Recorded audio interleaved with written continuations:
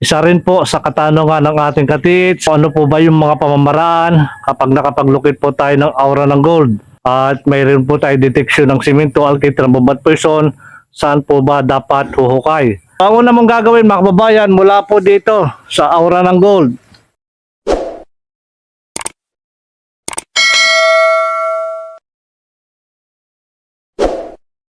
Isang magandang buhay po sa lahat ng ating mga kababayan, ng ating pong mga katits, at muli pa rin po, muli niyo ako samahan sa pagbabahagi pa rin po, demo, kaalaman na pinusuan po ng ating katits mula po sa probinsya ng Mindanao. At muli po mga kababayan, isa rin po sa katanungan ng ating katits, kung ano po ba yung mga pamamaraan kapag nakapaglukit po tayo ng aura ng gold. At mayroon po tayo deteksyon ng simento, alkit, rambubat, poison, saan po ba dapat huhukay? Kung doon po ba sa aura ng gold. So muli po mga kababayan, yan po yung ating ID demo sa pamamagitan pa rin po ng 2 pirasong single antenna na pinusuan po ng ating katits mula po sa Mindanao. So mga kababayan, mga katits, muli pa rin po kapag hihilahin mo itong antenna, ganyan lang yung gagawin. Para hindi po siya masira o wag po siya dapat pabasa ng ulan. So yan po itatagal, basta dahan-dahan lang po yung paghihila natin, wag po bibiglayin. At ito pa rin po mga kababayan ay bala-bala, kung ano pa rin po yung ating ibabala, yun po yung ilulukit ng ating locator. So kapag ka 2 piraso ang iyo pong pinusuan, dapat isa lamang po ang iyong babalahan, lalo na kung sabay mo siyang gagamitin. So mga kababayan, mga katits, meron po akong meron pong pambala dito. Ito po yung 18 carats gold ring. Nasa kung gagamitin bala dito po sa ating locator. At meron po ako dito ilolocate. Ito po yung 18 carats bracelet gold. Gamit po ang 2 pirasong single antenna na may bala po siyang 18 carats. So mga kababayan, mga katits, at muli po sa pagbabahagi pa rin ng ating kaalaman, so huwag mong kalimutan yan, mahalaga po yan. Tulad pa rin po ng aking mga ibinabahagi mga kababayan, kung paano ko po ginagamit yung locator, ganun lamang po ninyo akong gayahin. At yun po ay binabahagi ko para doon sa mga katits po natin na bago pa lamang po sa pag-aaral ng locator. So ganyan po yan mga kababayan. Sabay po dapat yung itataas. Kung kanan ka, kanan mo ilalagay yung bala. Kung kaliwa, kaliwa mo ilalagay yung bala. So kung kaliwa ka, doon mo ilagay yung bala. At yung kanan, yun po yung gagamitin mong ground. Ito pa rin. Pag tinaas po yan, dapat sabay. Nakagrab tayo na konti at hahayaan na po natin na kung saan po yan itinuturo o hinihila po ng aura ng gold.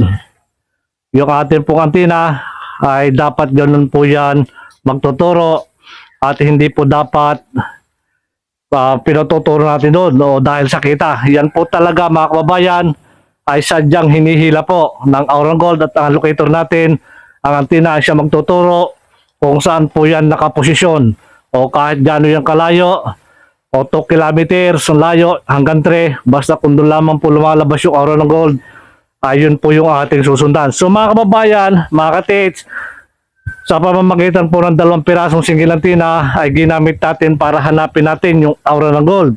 Ibig sabihin, nandun na po tayo sa area. So nandun na po yan mga kababayan, nandun na po tayo sa ating area. So lalapitan na po natin yan yung kung saan po lumalabas yung aura ng gold. Dito po yung nagkukross mga kababayan. Kapag tinapatan po natin yan, magkukross po yan diyan. So ibig sabihin, kung ikaw man ay hindi marunong o mabilis na magpaikot ng locator, kapag tinapatan mo yung pag-ikot, gamitin mo po yung 2 para mag-cross. Nangangahulugan yan na tama yung iyong nilolocate o nasa tamang tinatapatan mo, tinatapakan mo yung aura ng gold. So yun yung magiging ideya mo na kapag 2 agad locator, magkukross po yan. So mga kababayan, narito pa tayo at nandito po lumalabas yung aura ng gold na kapag tinapatan po natin yan ay magkukross. So ibig sabihin mga kababayan, Yan, nag-cross na siya. Mula po dito sa aura ng gold na ito, yung mga bala na pinapadala ko, tulad ng simento, alkitran, bomba, poison, at kung meron man po na walang pampoison, so nawalan na po dito ng yung mabibilhan. So pwedeng dyan po meron sa inyo sa palengke. So ang una mong gagawin mga kababayan, mula po dito sa aura ng gold, yan, kung alam mo yung silangan at yan, west, yan mga kababayan, north, south, dito po yung south. So mula po dito, pumunta ka doon sa south ng 5 meters. Pagkatapos niyan, nagawa mo na yon, ibala mo yung simento ng hapon. Pagkatapos ng simento ng hapon, alkitran, o kaya bomba at saka poison, nagawa mo na dyan, isa po tinuturo niyan, pero hindi po kasama dito sa deteksyon. Sa aura ng gold, lumipat ka naman para pagsisiguro kung saan po naglulocate ang deteksyon ng 4. So isa po yung tinuturo. So ganito po yan mga kababayan, mula po dito sa ilalim ng aura ng gold, kapag kadyang kahuhukay sa aura ng gold, at doon po nandun yung deteksyon ng simento, alkitran, bomba at poison, dito ka naghukay, dapat bago mo siya hukayin, estimate mo yung lapad ng deteksyon at kung gaano siya kalalim. Gumamit ka ng magnetic wire para sigurado. Kung yan po ay 10 meters ang lalim, o 15 feet o 20 feet man ang lalim niyan, yun po yung lalim na hukayin mo dyan sa mismong aura ng gold. At dyan ka maghukay kung dyan ka dadaan. Kapag 15 feet na yung lalim mo, kung saan mo po nadidetect yung simento, alkitran, bomba at poison, mula dito at doon mo siya na-detect, dito aura ng gold, dito ka dumaan, magdidrip ka papunta doon sa ilalim. Dahil nandun po yung deposito. Ibig sabihin, nandun ang deposito, hindi mo madidetect yan ng scanner o satellite kasi nakablock yan. Ang ginawa ng mga Hapon dyan, mula doon sa deposito, pinalayo nila yung aura, yung nilalabasan ng aura ng gold. Na kapag inilocate natin, dito natin malulocate. At sinasabi ng iba, yun yung pagkakaalam ng iba, na kapag nandun yung aura ng gold, huhukayin nila yon dahil alam nila na naandun po yung deposito, wala po yun doon. So, ang deposito po ay naroon sa detection ng simento, alkitran, bomba at poison. At mula doon sa lalim na yon, ilalayo po nila kung yan ibiglod, 30 meters, 25 to 50, pababa. So, kung may biglod po yan, so doon po ganun kalayo yung aura ng gold na doon nila pasisingawin.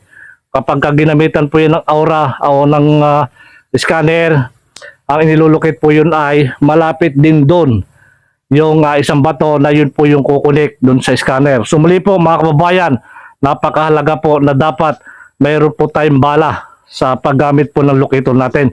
Dapat kumpleto po tayo nang hindi po tayo maligaw. So mga kababayan, mga katits, at muli pa rin po sa paggamit natin ng locator,